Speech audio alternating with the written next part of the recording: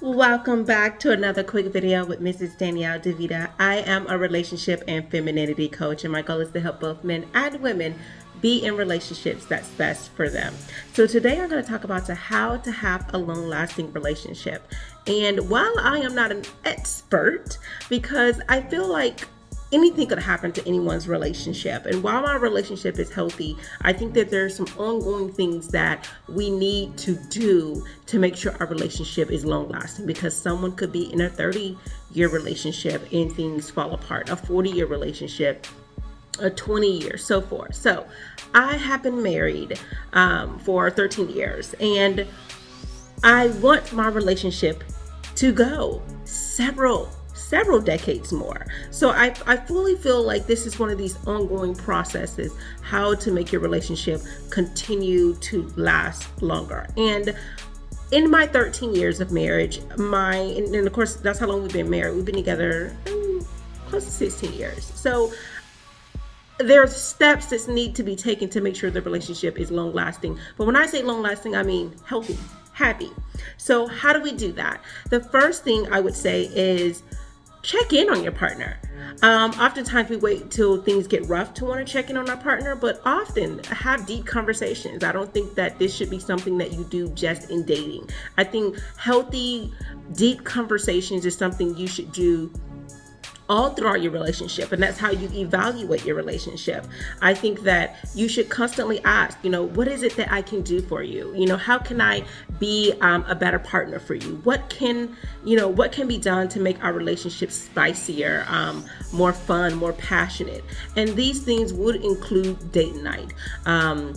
Going out, doing things, not the status quo dinner and a movie, but something different and fun, whether you have children or not. Now, I have 3 children, so we definitely need to do things to keep our relationship spicier, including deep conversations, including date night, but time where we are going on vacation, time where we are doing things with the children. So instead of every time we're with the children, it's always work, how to be better parents. It's something that's fun. So we are now incorporating fun activities and vacations we will be doing with our children, because of course I have a she just turned 3 and a 4-year-old. So of course we didn't want to do too much given their age. And then, of course, we have an 8-year-old. So our goal is to make sure that they have these memorable moments as a family, in time, out of the States and things like that.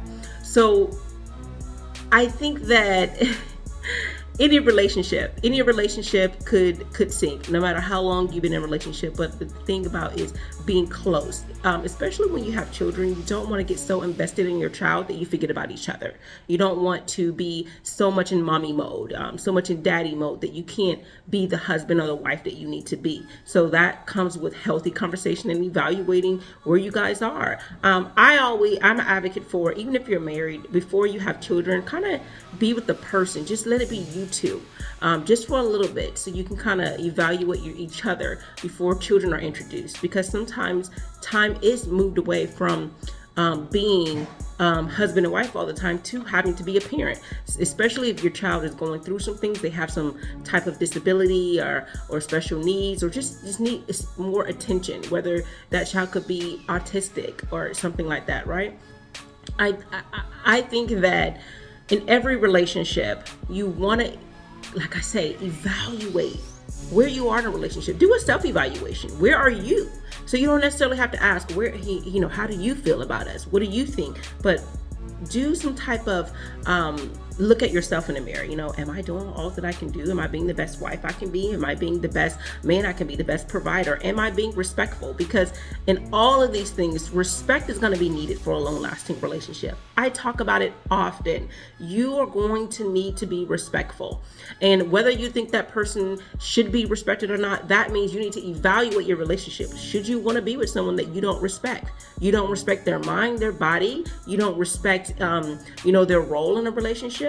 And then that goes to the point of evaluate what your role is in the relationship. Sometimes we just go into this relationship not knowing what our roles are. And sometimes the roles may change. It may change depending on, a move in your tax bracket. So maybe like the woman stopped working, or the man is working more, then you guys make more money. So, or now you have more children. So that man may assume, well, if we have more children, then you should not be working. You should spend more time with your child. Or maybe the children are out the house. So now your role has changed from being motherly to now being this wife that he wants or needs. So roles may change throughout the relationship, and the role may be standard for what that man thinks overall about the relationship, and you never found out in the very beginning when you guys were dating. So find out what your role is in a relationship and evaluate if that role has changed based on some change in circumstances, some dynamic changes in the relationship, whether it be children or other people in the house that you have to care for, or your relationship is on a different level financially, or where you guys are moving to, all these things like that. I think another way to have a long-lasting relationship is making sure your wardrobe and you're not letting yourself go. Make sure your wardrobe game is on point, making sure your physique is on point, or at least getting to the point where it is attractive to the other person. And I say other person because I'm talking both men and women. It's not enough just for a woman to look good and a man to let himself go. It's not enough for a man to look good, stay in the gym, eat healthy, do right, and then the woman is just letting herself go. Whether it's just her attire, the things that she's wearing, or letting herself go in her physique, her face, her hair, or whatever. And no one is saying that you need to be top model. No one needs to say top model either on either part. But what I am saying is you want to make sure that you stay attractive for your partner. That's who that matters, right? You don't have to try to, go get work done and do things for people in the world. But make sure that your partner finds you attractive. Make sure that you're staying spicy for them, because that's another way you can have a long-lasting relationship. It's sad to say, I know you don't want me to hear it. I know you don't want me to say it, and you don't want to hear it. But sometimes when we neglect ourselves, not to say that we're not just exactly where we were, because I'm not where I am. I mean, I have 3 children. Of course, I'm not the same 100-pound girl. I'm not. However, if I were to just let myself go, have no care in the world, never hit a gym ever again, never just do nothing. And if he does the same thing, we tend to look at other people who are what we want to see. We tend to think about these things. And this is how you can start to open the door, right? Open the opportunity for infidelity. And whether it's emotional or whether it's actual infidelity, and you don't want to do that. So you want to make sure that you look good. And this is not just to say for that, just like all the other stuff I said, respect, being more nurturing and caring, because these help the relationship last longer. The person feels emotionally loved, right? It's not enough to say that I love you, but they feel it emotionally. And when you mentally stimulate someone, when you emotionally stimulate them on top of stimulate them in the bedroom, when you do these things, it moves the opportunity, remove that opportunity, that temptation, at least a little bit more from other people saying, well, I can see things are not good on the home front, so won't you come look at me? So that a lot of times we can say, that temptation can easily be moved, because like if someone were to come my way, I got what you want. No, my man has what I want, because he's doing this with me. He's my Superman, right? He's taking care of me. He's providing. He's got me emotionally taken care of. He's got me mentally taken care of. He's got me financially taken care of. There's nothing that you can do that he can't do. And when in the same thing for a man, if a woman comes like, hey, I got you. I got what you want. I got the good stuff. He can say, no, my wife, my girl takes good care of me. She loves me. She's kind to me. She provides, the food, food for my soul and food in my belly. She puts it down. She does this, she does that. She's respectful. There ain't nothing you can do that she ain't already doing. She got me. And when you make sure that that person's taken care of, it's less likely for them to do that. And the reason why I say less likely, because some people are just going to do what they want to do anyway, and it requires you to be mindful. But usually in a relationship is good on the home front, it's less likely for people to come and intervene in, right? Because there's no weak links there.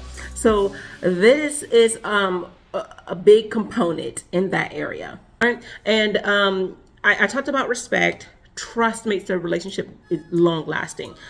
If you're not trusting your partner, if you are always looking at them sideways and things like that, that relationship is going to fall apart. And all you're going to say is, oh, we changed, things changed along the way. Because that's what people say. Oh, it grew toxic, or we didn't want the same things and things like that.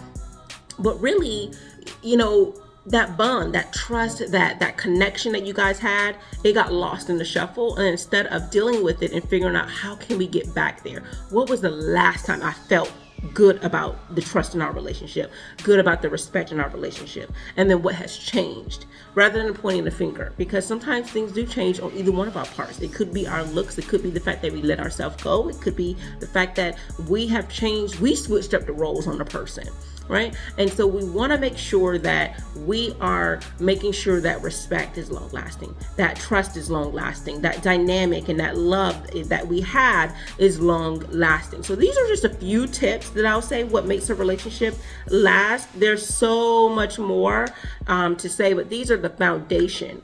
A little bit more about respect. A lot of people think respect is just yelling at someone, disrespecting them, talking to them sideways and things like that, but not even valuing their input. Going out of town, hanging out with people that person, said they don't feel comfortable with you, changing how you dress and that person's not comfortable with it.